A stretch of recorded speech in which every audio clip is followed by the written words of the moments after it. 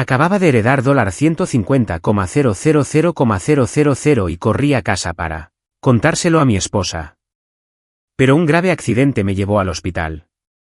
Para mi gran demostración de habilidad, Esni nunca vino a visitarme.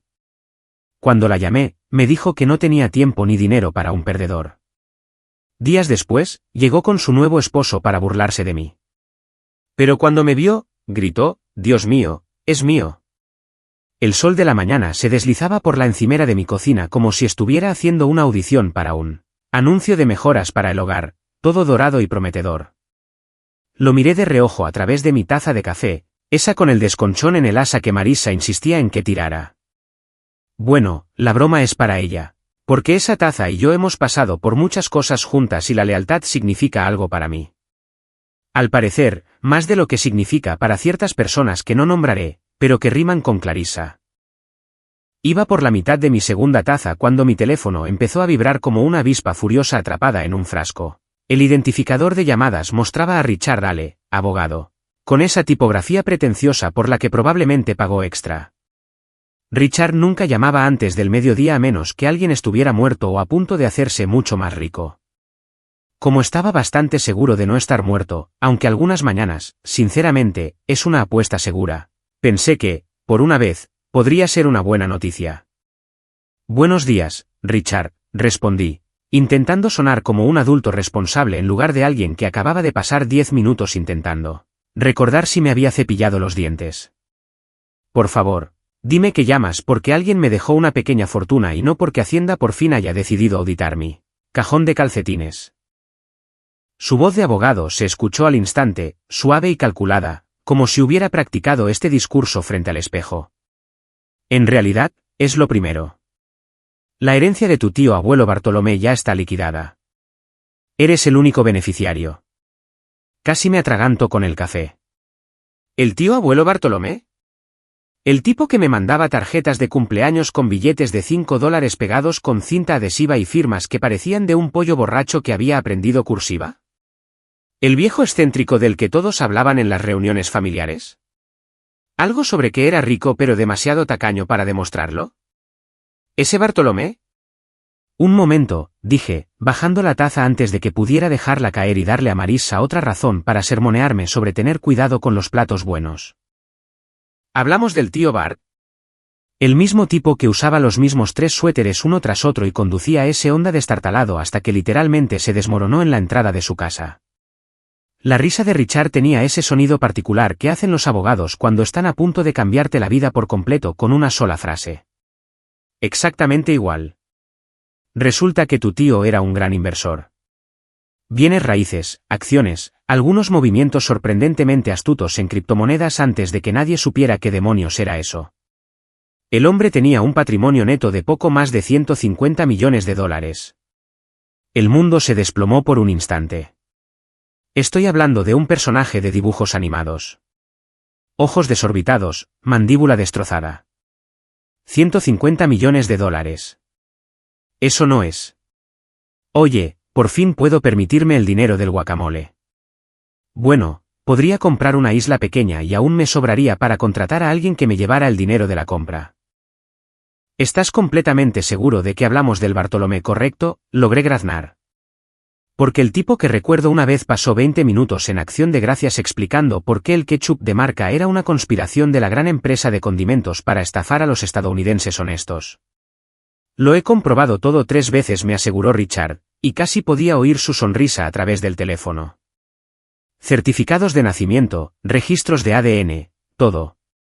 Felicidades, estás a punto de convertirte en un hombre muy rico. Hay que firmar unos papeles, claro, pero todo es bastante sencillo. ¿Cuándo puedes venir? Eché un vistazo a mi cocina, nuestra cocina, técnicamente, ya que Marisa y yo seguíamos casados.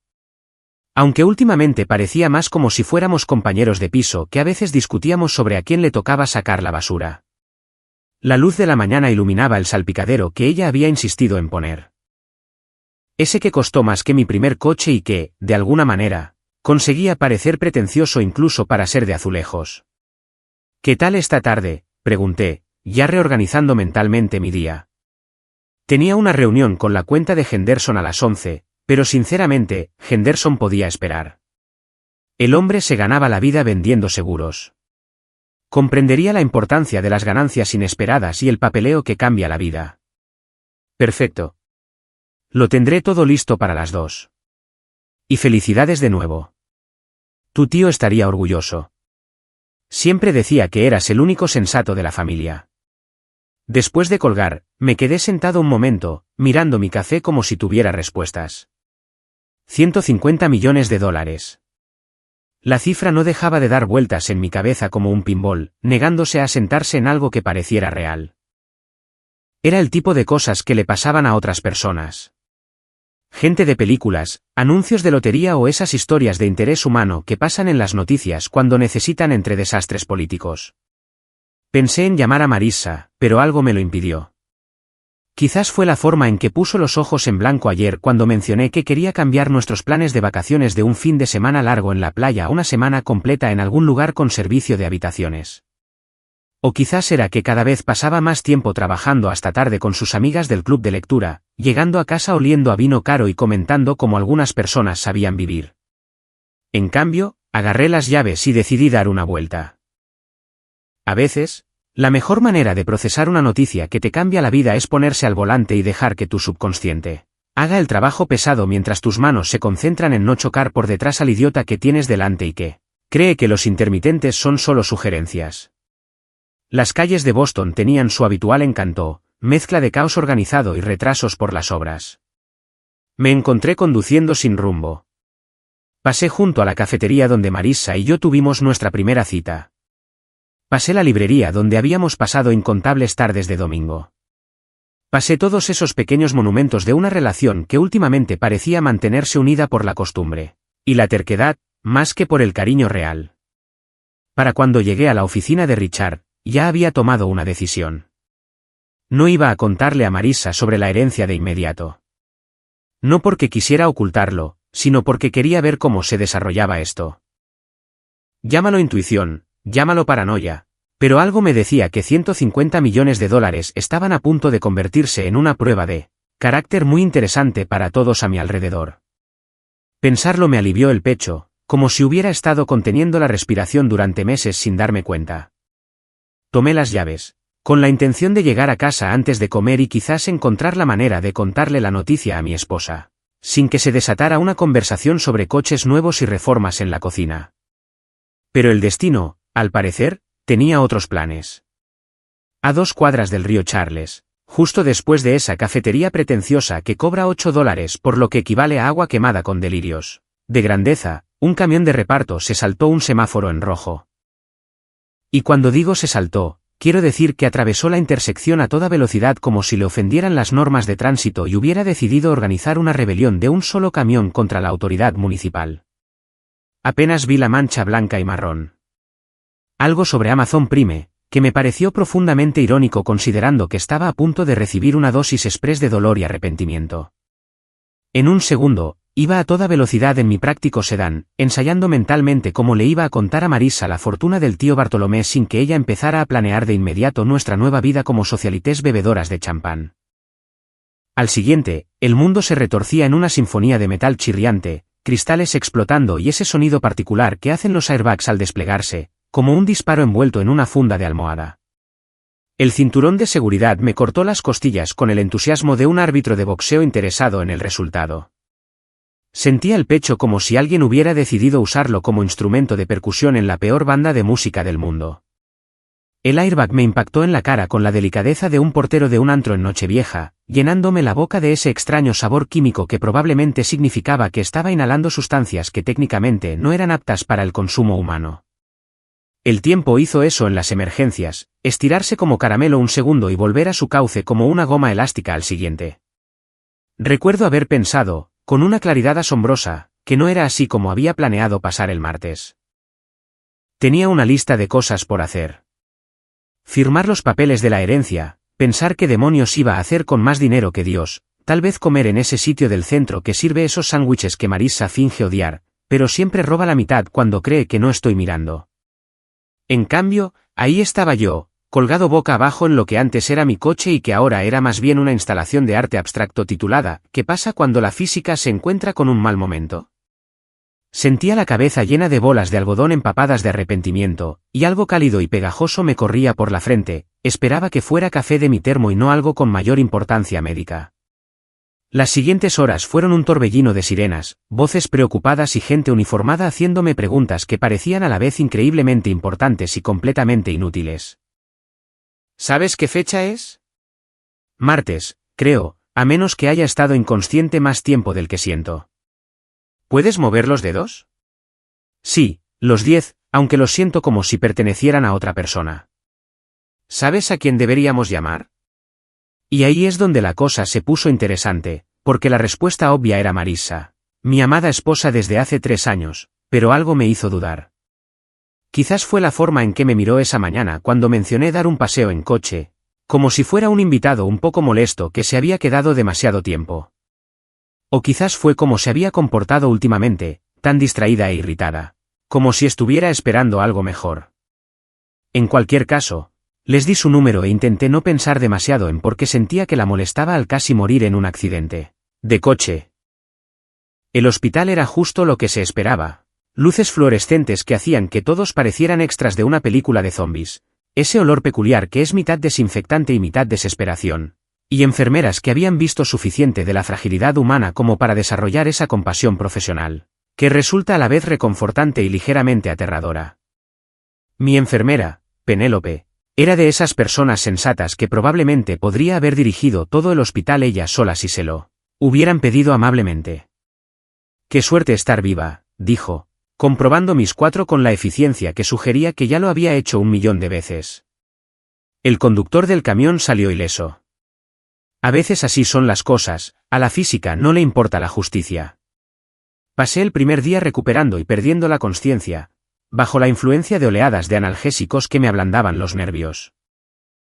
Los médicos me habían informado, con esa mezcla de buenas y malas noticias que los profesionales de la medicina deben aprender en la escuela, que tenía 3 costillas rotas, una conmoción cerebral no grave, pero tampoco leve, y suficientes moretones como para hacerme parecer como si hubiera aguantado 10 asaltos con un arco iris, particularmente vengativo. Pero lo que realmente empezó a carcomerme fue que Marissa no vino.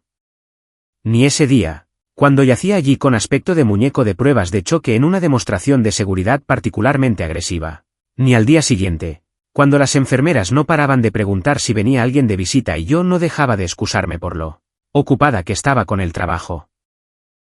No me envió flores, lo cual habría sido un detalle, ni siquiera llamó a las enfermeras para ver cómo estaba, lo cual habría sido el mínimo indispensable de decencia humana. Para el tercer día, empezaba a sentirme menos como una víctima de un accidente trágico y más como alguien abandonado en el hospital, como una mascota no deseada. Los demás pacientes de mi ala recibían visitas constantes. Esposas con sopa casera, niños con dibujos de buenos deseos que parecían hechos por pequeños borrachos, amigos que traían revistas inapropiadas y chismes sobre gente que no conocía. ¿Yo? Tenía a Penélope, que era genial, pero a quien también le pagaban para mantenerme con vida, lo que disminuyó un poco el impacto emocional de su trato con los pacientes. Así que al tercer día, en contra de mi buen juicio y de lo que me quedaba de orgullo, llamé a Marissa yo mismo. El teléfono sonó 4 veces, tiempo suficiente para que me imaginara todas las explicaciones razonables de por qué no contestaba. Quizás estaba en una reunión. Quizás estaba conduciendo.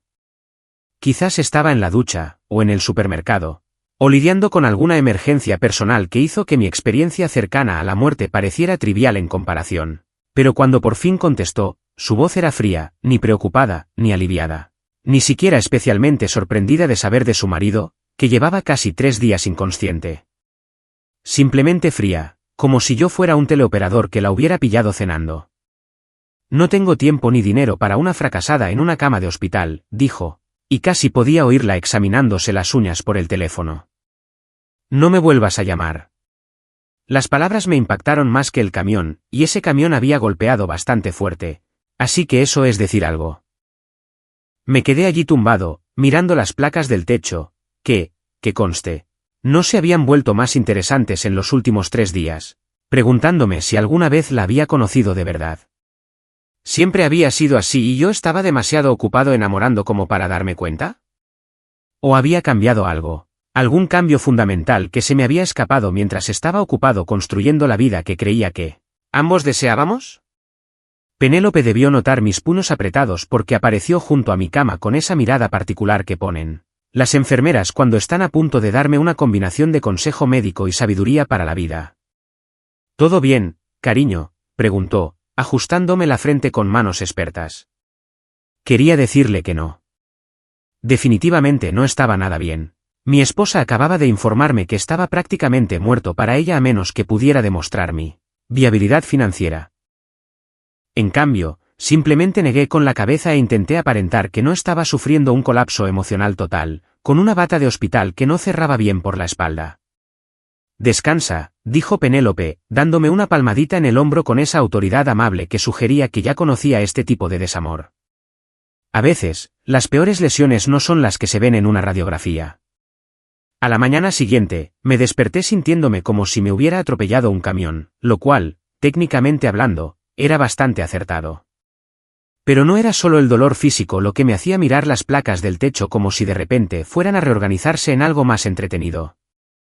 Fue el equivalente emocional a descubrir que tu restaurante favorito te ha servido cartón durante años, y todos lo sabían menos tú. Las palabras de Marissa resonaban en mi cabeza como una mala canción pop que se queda atascada en repetición. Como un perdedor en una cama de hospital, la frase tenía una forma especial de rebotar en mi cabeza, cobrando nuevas capas de dolor cada vez que sonaba. Había estado casado con esta mujer durante 3 años, había vivido con ella durante 5, y al parecer, durante todo ese tiempo había estado llevando la cuenta de un juego que ni siquiera sabía que estábamos jugando. Penélope apareció sobre las 8 con mis medicamentos matutinos y esa actitud sensata que, de alguna manera, lograba ser reconfortante y ligeramente intimidante a la vez. Me miró a la cara y de inmediato entró en lo que yo empezaba a reconocer como una crisis existencial. ¿Una noche difícil?, preguntó, revisando mi historial con la eficiencia profesional que sugería que probablemente podría diagnosticar toda mi vida con solo ver mi bandeja del desayuno. Se podría decir eso, respondí, intentando sonar como alguien que definitivamente no se había pasado la mayor parte de la noche cuestionando cada decisión importante que había tomado desde el instituto, solo procesando información nueva sobre las personas de mi vida. Arqueó una ceja, la expresión universal de las enfermeras para decir, ya he oído esta historia antes y nunca acaba bien, pero no insistió. En cambio, me dio un vasito de papel con pastillas que parecían tic-tacs de colores, diseñadas por alguien con un humor muy oscuro. Estos me aliviarán el dolor, dijo, lo cual agradecí, aunque estaba bastante seguro de que no hacían pastillas para el dolor específico que se siente al darme cuenta de que mi esposa me ve como una carga financiera en lugar de, bueno, como un ser humano real al que supuestamente ama. Eran alrededor de las 10:30 cuando mi teléfono volvió a sonar. Por una fracción de segundo, mi corazón dio un patético vuelco de esperanza. Quizás Marissa había recobrado el sentido. Quizás se había dado cuenta de que decirle a su marido hospitalizado que era un fracasado no era precisamente el comportamiento de la esposa del año. Pero cuando miré el identificador de llamadas, era Richard Ale otra vez. Y su momento fue o increíblemente oportuno o cósmicamente irónico.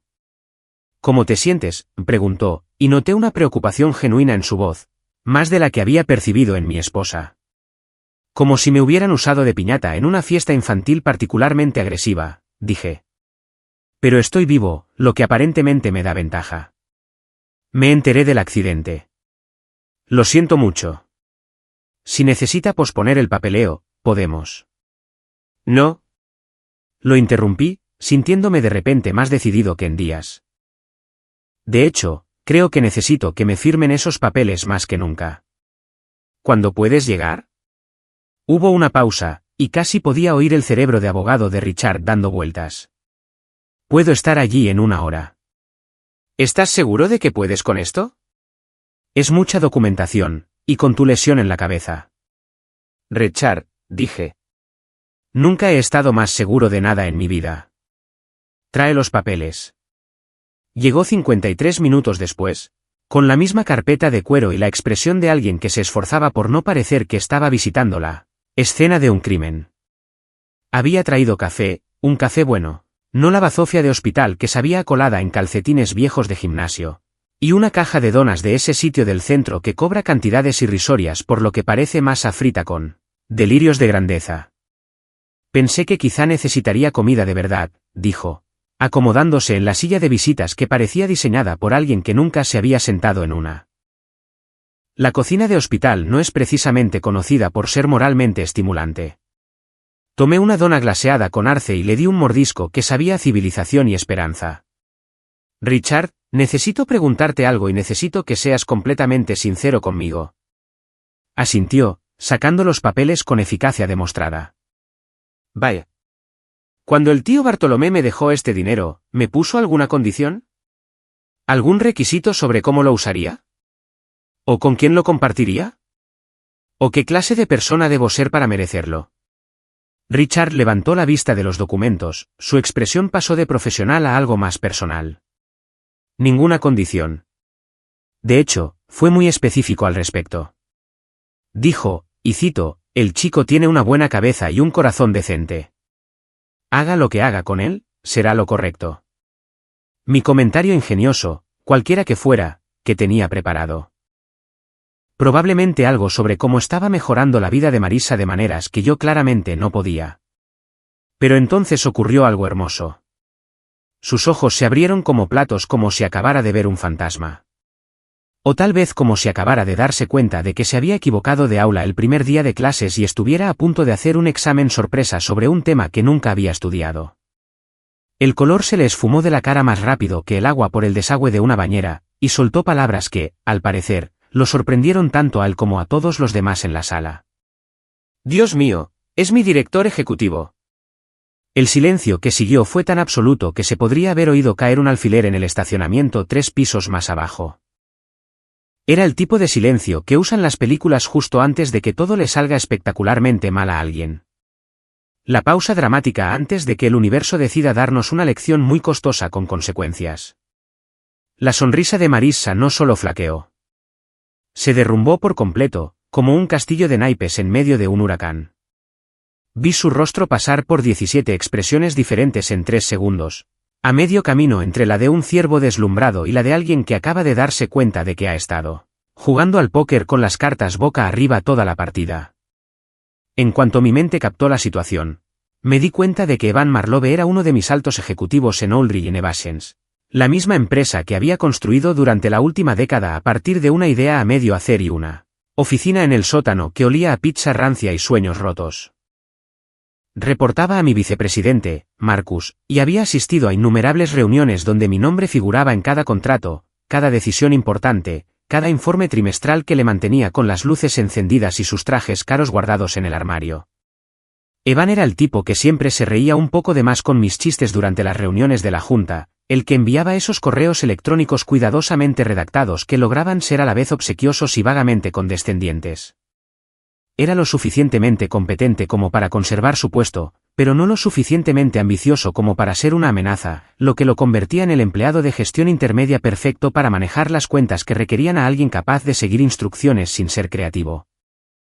Y ahora aquí estaba, de pie en mi habitación del hospital, aparentemente casado con mi esposa, con aspecto de acabar de darse cuenta de que se había apuntado accidentalmente a una misión suicida mientras creía unirse a un club de lectura. Penélope, bendita sea su profesionalidad, se acercó sigilosamente a mi cama. No dijo nada, pero su presencia era como tener un guardaespaldas silencioso, alguien que había visto suficientes dramas hospitalarios como para saber cuándo una situación iba a pasar de incómoda a espectacular. Tenía esa mirada que sugería que estaba calculando mentalmente lo rápido que podría despejar la habitación si la cosa se ponía fea. Mantuve la voz serena, lo que requirió más autocontrol del que creía tener. Qué pequeño es el mundo, ¿verdad, Evan? La pregunta flotaba en el aire como un desafío. La mirada de Evan iba de Marisa a mí como si estuviera viendo un partido de tenis con granadas. Abrió y cerró la boca varias veces, dándole un aspecto sorprendentemente parecido a un pez muy caro que de repente se había encontrado fuera del agua. ¿Tú? Nunca me lo dijiste, empezó, con la voz ligeramente quebrada, pero se detuvo a media frase cuando Marisa le lanzó una mirada que podría haber congelado el infierno. Era el tipo de mirada que dejaba muy claro que lo que fuera que estaba a punto de revelar era información que ella había decidido específicamente no compartir. Casi podía ver cómo le daba vueltas la cabeza mientras intentaba comprender lo espectacularmente arruinado que se había metido. Este hombre llevaba años trabajando para mí, cobrando mis sueldos y asistiendo a reuniones donde se discutían a detalle mi situación financiera y mi éxito empresarial. Y de alguna manera, Marisa se las había arreglado para mantenerlo completamente a oscuras sobre con quién estaba casada. La hermosa ironía empezaba a hacerse evidente para todos. Al parecer, Marisa había estado buscando una habitación mejor, había encontrado un hombre con un trabajo decente y un traje elegante, y por alguna razón no había mencionado que su actual esposo era quien firmaba los cheques de su nuevo esposo. O bien, esta iba a ser la conversación más incómoda en la historia de las visitas incómodas al hospital, o yo estaba a punto de disfrutar en primera fila de dos personas que se habían jugado a sí mismas de la manera más espectacular posible. Como si el universo hubiera estado esperando entre bastidores el momento justo para dar el giro argumental más oportuno en la historia de los enfrentamientos incómodos en las habitaciones de hospital. Mi abogado, Richard Ale, entró con la misma delgada carpeta de cuero que había dado inicio a todo este frenético viaje. Su timing fue tan perfecto que habría hecho llorar de envidia a Shakespeare, justo cuando Marisa y Evan estaban allí de pie, con el aspecto de dos personas que se habían equivocado de película sin querer y no sabían cómo volver a su comedia romántica.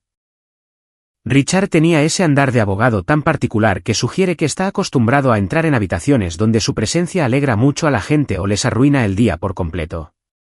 Hoy, a juzgar por las expresiones en los rostros de mi inesperado visitante, parecía una mezcla perfecta de ambas cosas. Saludó cortésmente a Marisa y Evan, probablemente asumiendo que eran familiares o amigos cercanos preocupados, porque si no, ¿por qué alguien visitaría a alguien en el hospital a menos que realmente le importara? Señor Aldrich, dijo con voz serena, con ese tono profesional que usan los abogados cuando están a punto de formalizar algo y hacerlo legalmente vinculante. La transferencia de $150 millones a su cuenta personal está lista para su firma. Las palabras flotaban en el aire como una pequeña bomba nuclear que acababa de explotar a cámara lenta. $150 millones. La cifra resonó por la sala con esa claridad que hace que todos sean de repente muy conscientes de su respiración, sus latidos y de su posición exacta en relación con la persona que acababa de volverse inmensamente rica. La mandíbula de Evan no se desplomó, sino que prácticamente se le desprendió de la cara y le cayó hasta las rodillas. Sus ojos se abrieron tanto que me preocupó sinceramente que pudiera lesionarse algo, y su boca formó esa O perfecta que hacen los personajes de dibujos animados cuando están a punto de ser aplastados por un yunque. Era un hombre que llevaba años creyendo entender la jerarquía de Aldrich Innovations, y que probablemente había calculado el patrimonio neto de su jefe en unos cuantos millones como máximo. Descubrir que el tipo con cuya esposa se había acostado valía más que algunos países pequeños claramente no. Formaba parte de su plan quinquenal. Marisa se tambaleó ligeramente, como si alguien le acabara de decir que la gravedad se había cancelado y ella estuviera intentando averiguar qué dirección tomar. Su abrigo de diseñador, esa costosa armadura que había usado para intimidarme con su aparente mejora en su estilo de vida, de repente parecía menos una pieza llamativa y más un traje que había tomado prestado para una obra que no entendía. Su rostro palideció tanto que temí por un momento que se desmayara, lo cual habría sido a la vez dramáticamente satisfactorio y médicamente inconveniente. Richard, bendita su indiferencia profesional, los ignoró por completo. Me puso el bolígrafo en la mano sana con la naturalidad que sugería que para él era solo un martes más. Otro cliente firmando papeles por una cantidad que la mayoría de la gente ni siquiera podía imaginar. Para él, esto era rutina. Para todos los demás en la sala, este fue el momento en que la realidad decidió dar un giro brusco hacia la dimensión desconocida. Firmé con trazos pausados, tomándome mi tiempo con cada letra de mi nombre, no porque la firma fuera particularmente compleja, sino porque saboreaba el momento como un buen vino envejecido justo el tiempo necesario. Cada plumazo sellaba la herencia, haciéndola oficial, convirtiéndome de un tipo atropellado por un camión en un tipo atropellado por un camión que heredó suficiente dinero para comprar la empresa de camiones. El sonido de la pluma sobre el papel era notablemente fuerte en el silencio. Rasguño, rasguño, rasguño. El sonido de mi vida cambiando de maneras que habrían sido imposibles de imaginar hace una semana. Sin fanfarrias, sin aplausos, sin música dramática de fondo. Solo la silenciosa satisfacción de un trato cerrado, de papeleo completado, de un futuro asegurado con nada más que tinta azul sobre papel blanco. Cuando levanté la vista, las expresiones en los rostros de mis visitantes eran absolutamente invaluables.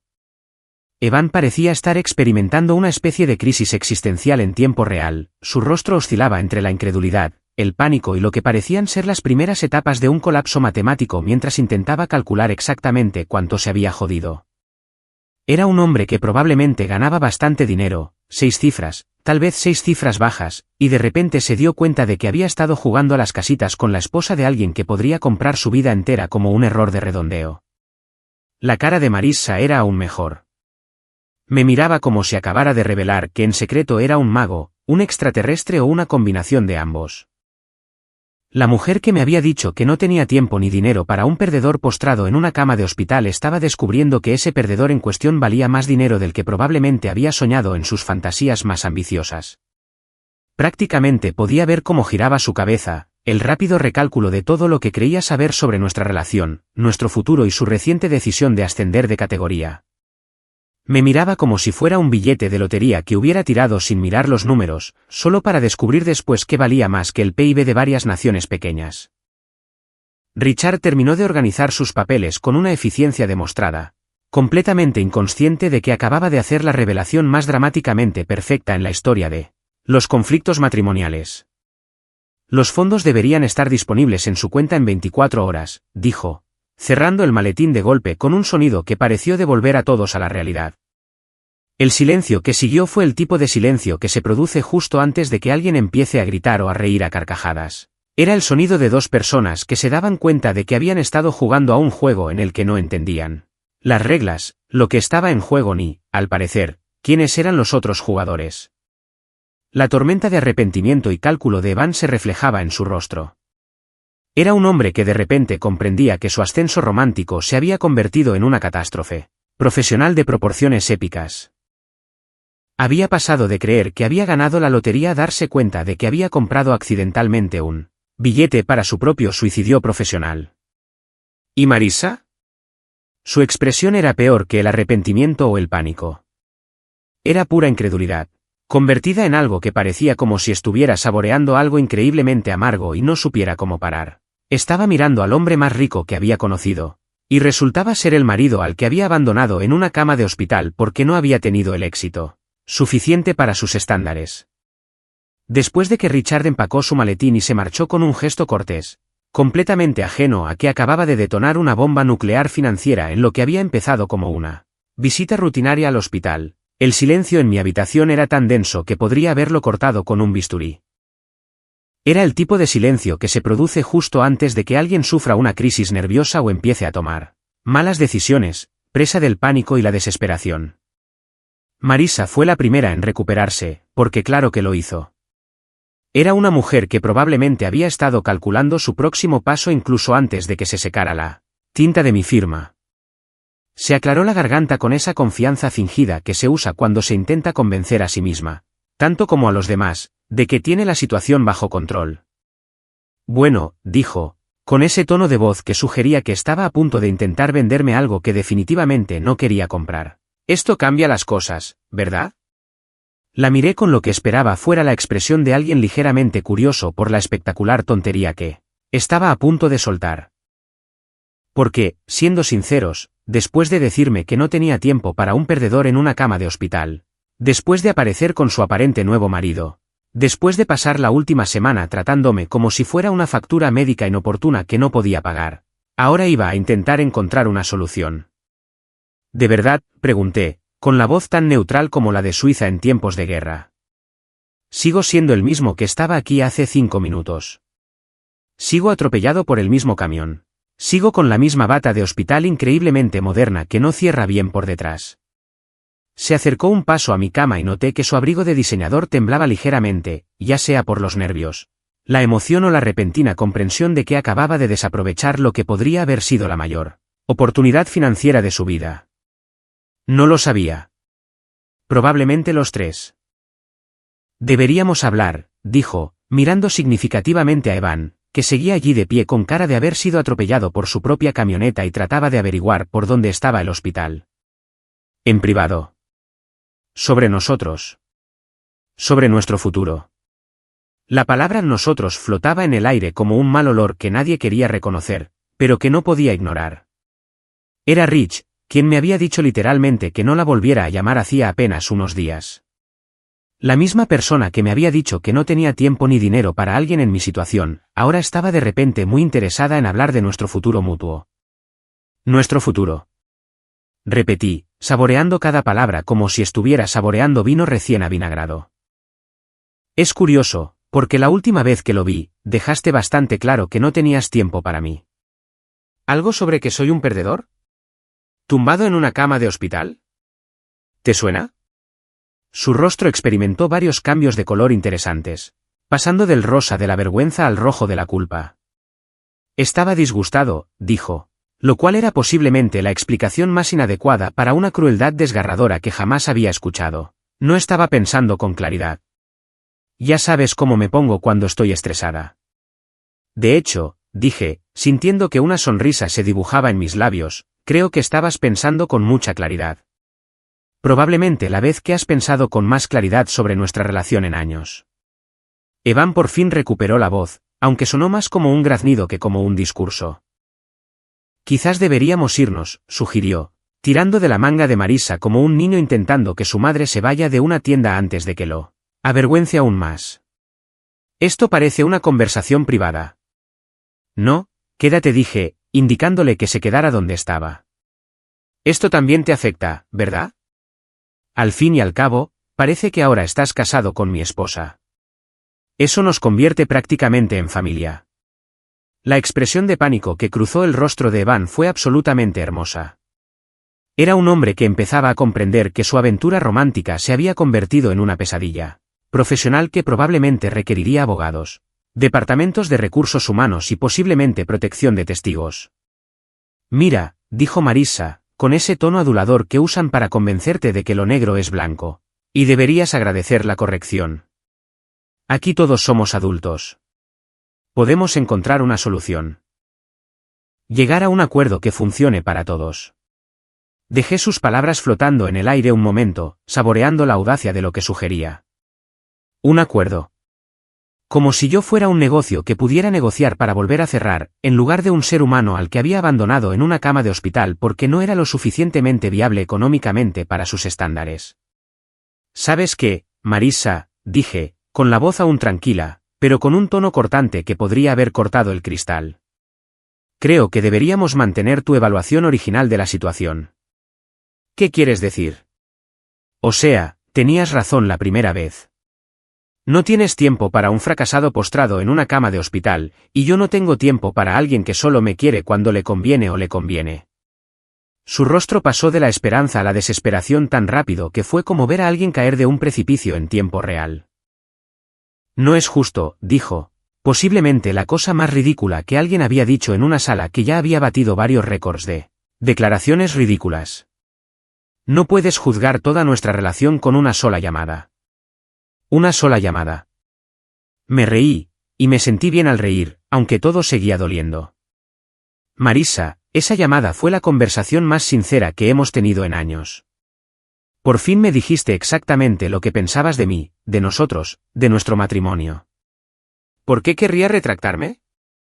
Penélope, que había permanecido en silencio junto a la ventana, como si intentara fingir que no presenciaba lo que probablemente se convertiría en una leyenda del hospital, por fin habló. El horario de visita casi termina, dijo con la amable autoridad que sugería que esta conversación debía terminar antes de que alguien dijera algo irreparable. Richard apareció en la puerta como convocado por el sentido del tiempo dramático del universo. Señor Aldrich, dijo. Tengo la documentación adicional para la transferencia de la herencia, y creo que estos visitantes ya se marchaban. Su voz tenía ese tono de abogado que podía cortar el hormigón cuando era necesario. Estaba claro que cualquier conversación que Marissa esperaba tener sobre cómo llegar a un acuerdo se había acabado, antes de empezar. En realidad dije, mirándolos directamente a ambos. Creo que no queda nada que discutir. Marissa dejó muy clara su postura. Soy un fracasado acostado en una cama de hospital, y ella no tiene tiempo para eso. Bueno, felicidades, Ahora ya no tiene que hacerlo.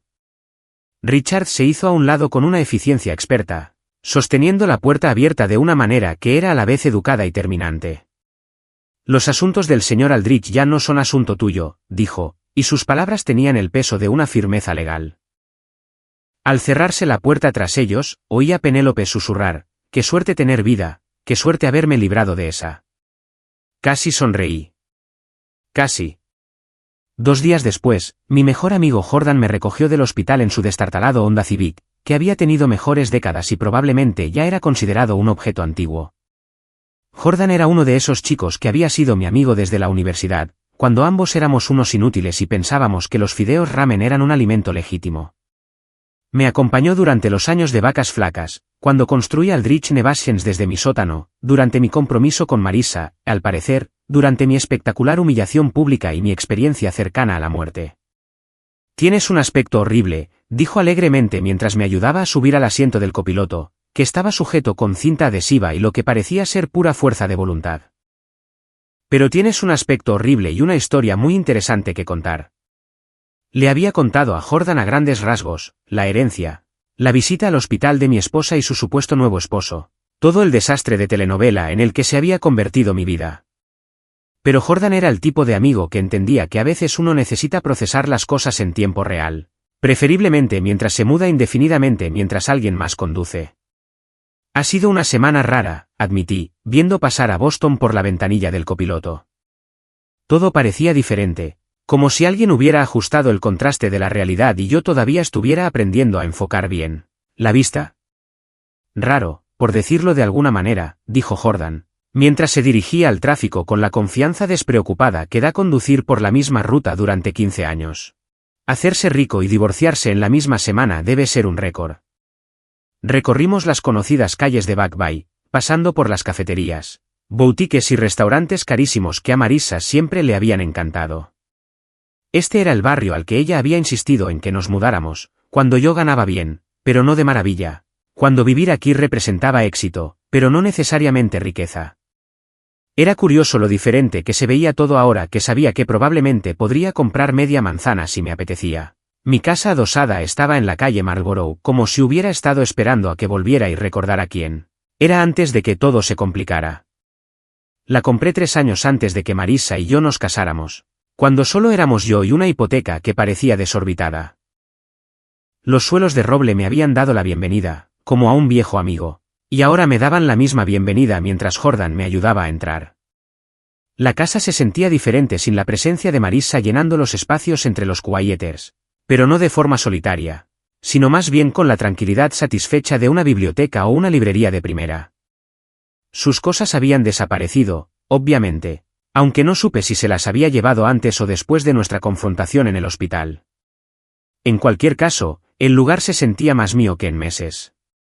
Richard me recibió en mi estudio 30 minutos después, con lo que parecía suficiente papeleo como para deforestar un país pequeño. Lo había organizado todo con su habitual eficiencia, papeles de divorcio, documentos financieros y lo que parecía una estrategia legal integral para desenredar mi vida de alguien que, al parecer, llevaba planeando su salida más tiempo del que yo creía. «El acuerdo prenupcial que firmaste hace 3 años», dijo, acomodándose en el sillón de cuero frente a mi escritorio, «fue posiblemente la decisión financiera más inteligente que hayas tomado». Recordé ese acuerdo prenupcial. Marissa lo odiaba, había pasado semanas argumentando que demostraba mi falta de confianza en ella, que era poco romántico, pesimista, básicamente, un insulto a todo lo que representaba nuestra relación. Finalmente accedió a firmarlo, pero no sin dejar claro que lo consideraba una afrenta personal a su persona y a nuestra futura felicidad. Resultó que el pesimismo era solo otra forma de decir preparación realista. «Todo lo que construiste antes del matrimonio se queda contigo», continuó Richard, extendiendo documentos sobre mi escritorio como si estuviera repartiendo cartas en el póker más caro del mundo. «La casa, la empresa, tus inversiones y, obviamente, la herencia. Ella no tiene ningún derecho». «¿Y su matrimonio con Evan?», pregunté, genuinamente curioso sobre cómo se resolvería ese dilema legal. La sonrisa de Richard tenía esa satisfacción particular que sienten los abogados cuando están a punto de explicar por qué la mala decisión de otra persona les va a salir muy cara. Ahí es donde la cosa se pone interesante. Su matrimonio con Evan en el juzgado se celebró mientras aún estaba legalmente casada contigo. Eso invalida su nuevo matrimonio y también significa que cometió bigamia, que sigue siendo un delito grave en Massachusetts. Lo miré fijamente. ¿Estás bromeando? Ni un poquito. Al parecer, pensó que podría simplemente abandonar un matrimonio y entrar en otro sin preocuparse por las formalidades legales. Va a ser un desastre para ambos. Cargos penales, consecuencias profesionales para Evan y probablemente, conversaciones muy incómodas con sus respectivas familias. La ironía era tan perfecta que casi dolía. Marissa estaba tan ansiosa por mejorar su vida que se olvidó de terminar primero con la suya. Era como intentar cambiar un coche mientras aún estabas pagando, solo que en lugar de perder tu historial crediticio, acababas enfrentándote a una posible pena de cárcel. ¿Qué debo hacer?, pregunté. Firma aquí, aquí y aquí, dijo Richard, señalando las líneas correspondientes con su costoso bolígrafo, y luego intenta disfrutar de ser un hombre libre con más dinero del que la mayoría de la gente ve en varias vidas. Firmé sin dudarlo. Cada firma era como cerrar una puerta que debería haber estado cerrada años atrás, como admitir por fin que la relación que intentaba salvar había terminado mucho antes de la visita al hospital.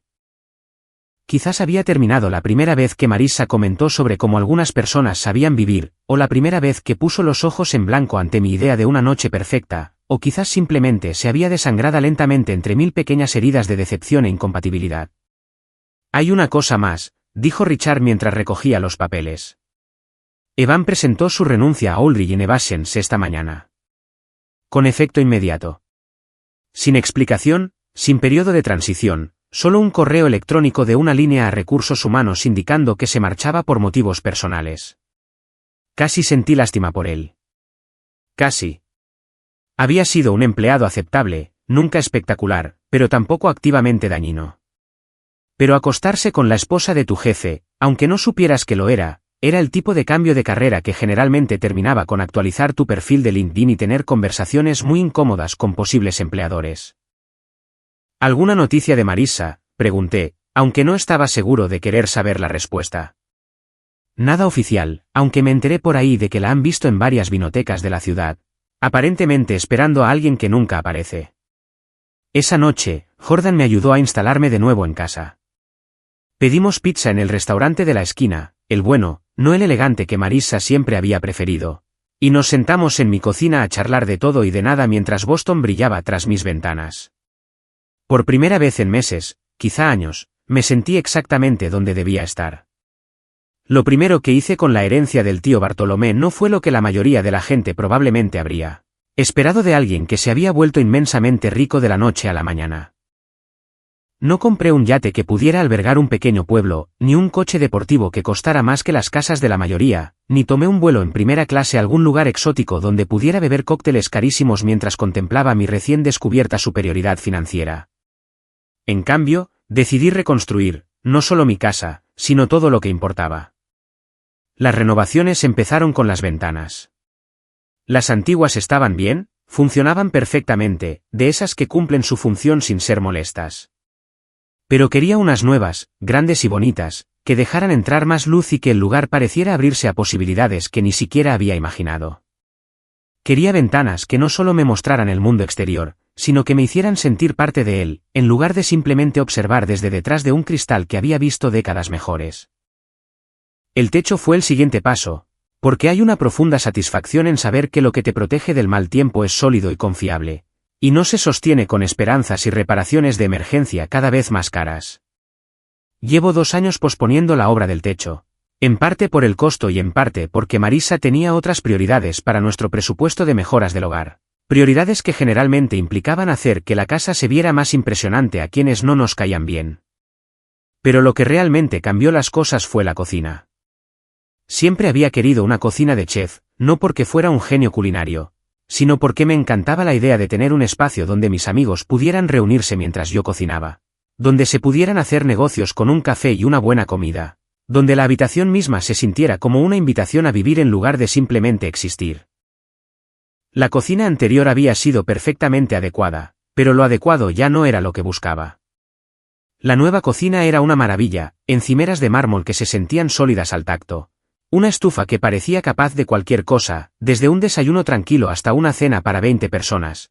Y suficiente espacio en la encimera para que varias personas pudieran trabajar juntas sin chocar constantemente, como si estuvieran realizando una especie de ballet culinario. Pero la verdadera satisfacción no residía en gastar el dinero en mí, sino en lo que hacía con el resto. $10 millones se destinaron a bonificaciones para empleados de Aldrich Innovations, distribuidas según una fórmula que premiaba no solo la antigüedad y el rendimiento, sino también la lealtad y el carácter. Las personas que me acompañaron desde el principio, que creyeron en lo que estábamos construyendo cuando aún era más un sueño que una realidad, de repente se encontraron con bonos que les permitirían pagar sus hipotecas, financiar la universidad de sus hijos o, por fin, tomarse esas vacaciones de las que llevaban años hablando. Nunca olvidaré el día en que esos bonos llegaron a las cuentas de todos. Marcus, mi vicepresidente, me llamó a casa con una voz que parecía reír, llorar o ambas cosas a la vez. «Eres un cabrón magnífico», dijo, probablemente la frase más emotiva que le había oído decir en los 15 años que llevamos trabajando juntos. «¿Tienes idea de lo que acabas de hacer?» Jennifer, de contabilidad, acaba de llamar llorando porque por fin puede pagar la cirugía que necesita su hija. Tom, de informática, va a poder comprar su primera casa. Básicamente, acabas de cambiar el futuro de una docena de familias. Eso fue mejor que cualquier yate. $8 millones se destinaron a un fondo de capital riesgo diseñado específicamente para jóvenes. Emprendedores con grandes ideas, pero sin contactos. Dinero familiar ni fondos fiduciarios a los que recurrir cuando su brillante startup necesitaba un poco más de impulso para demostrar su valía.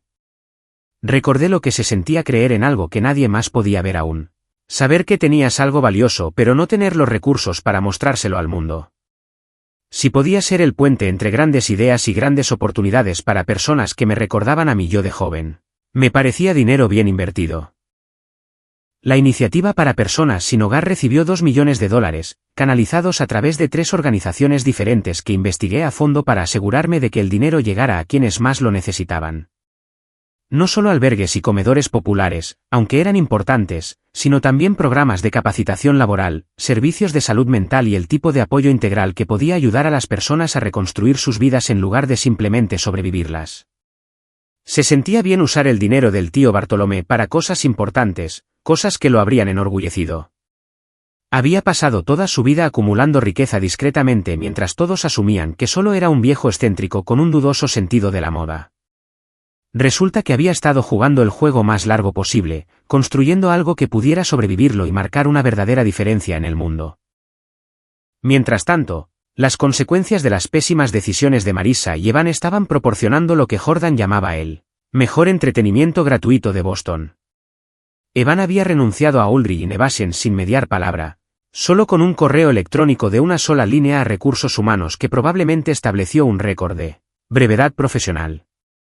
La noticia se extendió rápidamente por la industria, la comunidad empresarial de Boston no era muy numerosa, y cuando alguien renunciaba repentinamente a un puesto directivo en una empresa exitosa, la gente hablaba. Los rumores eran espectaculares y variados. Algunos pensaban que había estado malversando dinero, otros asumían que había sufrido algún tipo de crisis nerviosa o emergencia familiar. Algunos de los más perspicaces habían relacionado su renuncia con mi accidente y mi recuperación, y empezaban a intuir algo más cercano a la verdad, aunque dudaba que alguien hubiera comprendido la magnitud de la situación. Marissa, según los diversos informes que me llegaron a través de conocidos en común que encontraron la situación irresistiblemente dramática, había sido vista sola en varias vinotecas de la ciudad. Al parecer, había adquirido la costumbre de sentarse en la barra, observando el local como si esperara a alguien que no apareciera, con bebidas caras en la mano y con el aspecto de alguien que acaba de darse cuenta de que ha estado jugando al póker con las cartas equivocadas. La imagen mental de ella sentada sola, rodeada de sus accesorios de diseñador y con creciente desesperación, probablemente debería haberme hecho sentir algo. Compasión, tal vez, o incluso un poco de satisfacción por la justicia cósmica de todo aquello. En cambio, me sentí sobre todo aliviado de que ya no fuera mi problema. Una noche, sentada en mi nueva cocina con una taza de café y la satisfacción de un día bien aprovechado, me di cuenta de algo que me sorprendió. Era feliz. No la felicidad desesperada y esforzada que surge al forzarte a ser positivo ante una situación. fundamentalmente errónea, sino la felicidad serena y sólida que surge al estar exactamente donde se supone que debes estar. 3 semanas después de haberme adaptado a mi vida renovada, justo cuando empezaba a pensar que quizá el universo se había quedado sin giros inesperados que lanzarme, Marissa apareció en mi puerta. Sin dramatismo, sin fanfarrias ni amenazas ni abogados, sino silenciosa, casi vacilante, como alguien que ya no estaba del todo seguro de tener la dirección correcta. Tenía la llave de repuesto de mi casa. Nuestra casa. Aunque técnicamente eso estaba a punto de cambiar para siempre, estaba en un pequeño sobre de plástico que parecía de banco. De esos que te dan cuando cierras una cuenta o devuelves algo que ya no te pertenece. Su mano temblaba ligeramente al sostenerla, y por un momento, casi sentí lástima por ella. Casi. Era martes por la noche, y yo estaba sentado en mi nueva cocina leyendo propuestas de jóvenes emprendedores que buscaban financiación de mi iniciativa de capital riesgo. Hay algo profundamente satisfactorio en leer la apasionada descripción de alguien sobre su brillante idea, sobre todo cuando tienes el poder de convertir sus sueños en realidad con tan solo una firma y un cheque. Estaba particularmente absorto en la propuesta de una mujer de Cambridge que había inventado un revolucionario sistema de filtración de agua que podría ayudar a millones de personas en países en desarrollo. El timbre sonó justo cuando tomaba nota sobre su plan de negocios, y al abrir la puerta, allí estaba Marissa, con aspecto de haber envejecido unos 5 años en el último mes. Su abrigo de diseñador había desaparecido, reemplazado por algo que parecía normal y a un precio razonable. Su cabello no estaba peinado con la precisión que sugería visitas regulares a esas peluquerías caras que solía frecuentar. Parecía, por primera vez desde que la conocía, una persona de verdad, en lugar de una imagen cuidadosamente elaborada del éxito. «Hola», dijo, y su voz era más baja de lo que recordaba. No era el tono seguro y ligeramente exigente que había usado al hablarme de su nuevo esposo o al explicarme por qué yo era un perdedor para el que no tenía tiempo.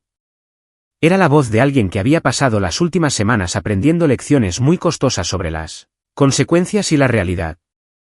Marissa, dije, apoyándome en el marco de la puerta, pero sin invitarla a pasar. Las renovaciones habían transformado la entrada en algo realmente acogedor, con nueva iluminación y pisos de madera restaurados que brillaban como si estuvieran bien cuidados. Esto es inesperado.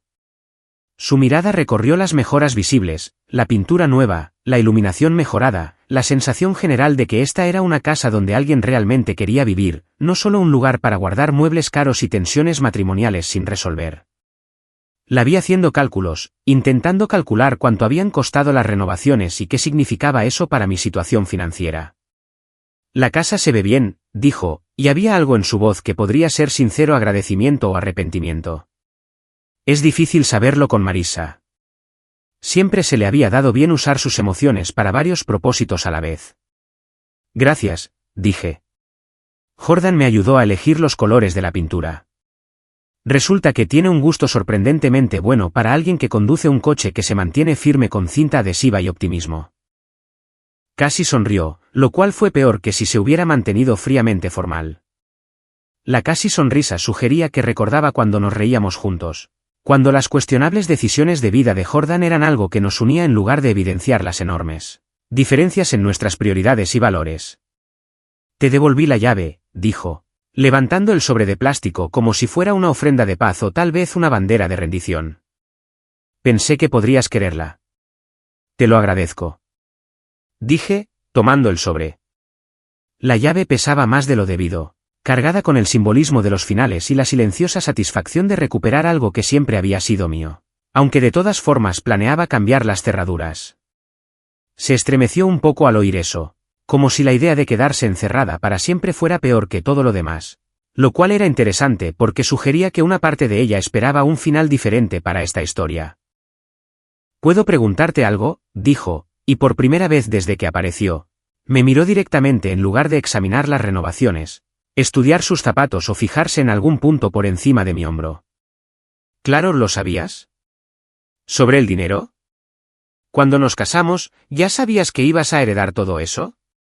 Consideré la pregunta, tanto lo que pedía como lo que realmente pedía. ¿Lo sabía?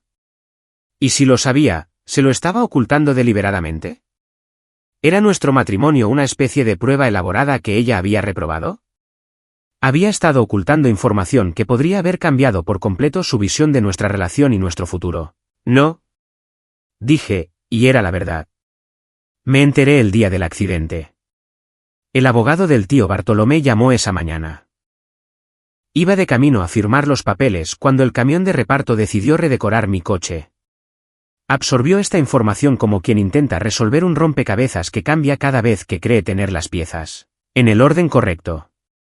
Entonces, si me lo hubieras contado, ¿qué habrías hecho? ¿Habrías seguido casado conmigo? ¿Habrías fingido que esa llamada en el hospital nunca ocurrió?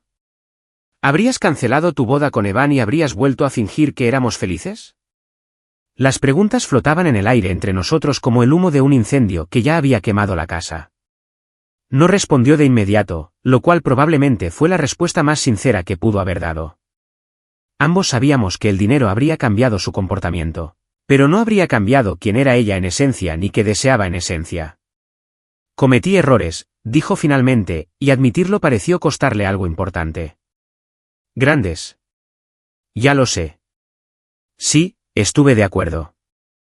¿Lo hiciste? Fui infeliz por mucho tiempo, continuó, como si intentara explicar algo inexplicable. No solo contigo, sino con todo. Con mi vida. Con lo que íbamos a hacer. Con la sensación de estar atrapado en algo que nunca iba a mejorar. Así que decidiste mejorar, dije. Encuentra a alguien que pareciera tener más potencial, más perspectivas, mejor estabilidad financiera. No fue tan calculador, protestó, aunque sin mucha convicción. ¿Verdad? Encontraste a un tipo con un buen trabajo, trajes elegantes y probablemente un plan de jubilación decente. Alguien que parecía tener futuro. Simplemente se te olvidó investigar de dónde provenía exactamente su sueldo. Guardó silencio un largo rato, mirando la entrada renovada como si la viera por primera vez. Evan perdió su trabajo, dijo finalmente. Me enteré. Y el matrimonio, la situación legal es complicada. La bigamia suele serlo. Otro silencio, más largo esta vez. Podía oír los ruidos del vecindario a nuestro alrededor. Niños jugando en un patio. Un perro ladrando. El zumbido lejano del tráfico en Staro Drive. Sonidos normales de gente normal viviendo vidas normales sin herencias ni espectaculares implosiones matrimoniales. Sé que probablemente me odias, dijo, y su voz era tan baja que casi no la oí. No, dije, y al decirlo me di cuenta de que era cierto. No te odio. Creo que eres egoísta y cruel, y probablemente incapaz de amar a nadie más de lo que amas la idea de lo que pueden hacer por ti. Pero odiar requiere demasiada energía y, francamente, ya no mereces tanta atención. Las palabras fueron brutales, pero también sinceras, algo que nuestra relación jamás había tenido. Durante 3 años, nos habíamos tratado con educación, habíamos cuidado de nuestros sentimientos, sorteando las incompatibilidades fundamentales que siempre nos harían incompatibles. Me lo merezco, dijo. Sí, lo haces. Se giró para irse, pero se detuvo y me miró una vez más. Por si sirve de algo, lo siento. Sobre la llamada, sobre todo. No te lo merecías. No, estuve de acuerdo. No lo hice. Después de que se fuera, me quedé en la puerta unos minutos, con el sobre de plástico y la llave en la mano, observándola caminar por la calle Marlborough hacia lo que fuera que su vida se convertiría. Parecía más pequeña, menos segura, como alguien que hubiera estado jugando a un juego con reglas que creía entender y acabara de descubrir que se había equivocado en casi todo. Esa noche, me senté en mi nueva mesa de comedor de roble con Jordan y Richard, compartiendo una botella de champán que probablemente costaba más que el coche de Jordan, pero que valió cada centavo por el momento que representaba. El comedor lucía espectacular con la nueva iluminación, cálido y acogedor, de una manera que invitaba a disfrutar de conversaciones y buena comida. Por el tío Bartolomé, dijo Jordan, alzando su copa. Por su excelente sentido del tiempo y aún mejor criterio sobre su sobrino. Por salvarse por los pelos, añadió Richard. Profesional y personal.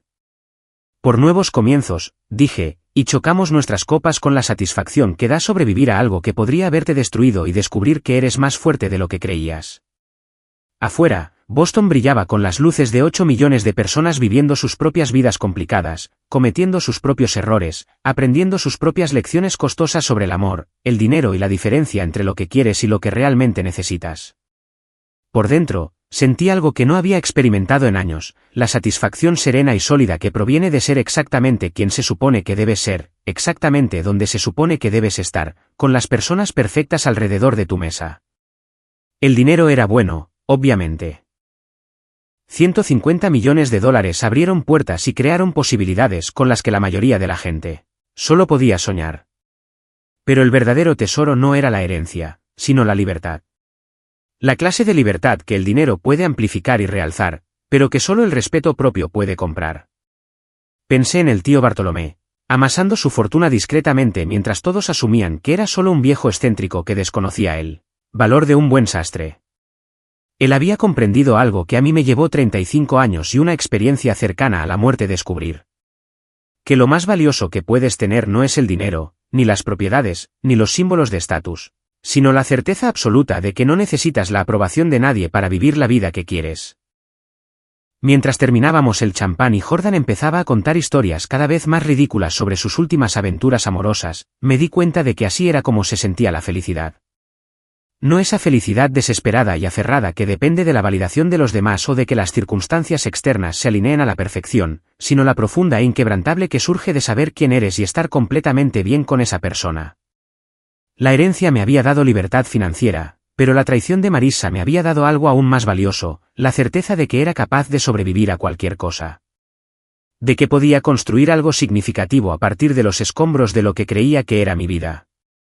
Y que a veces lo mejor que te puede pasar es descubrir que la persona sin la cual creías que no podías vivir era en realidad lo que te impedía convertirte en quien siempre debiste ser.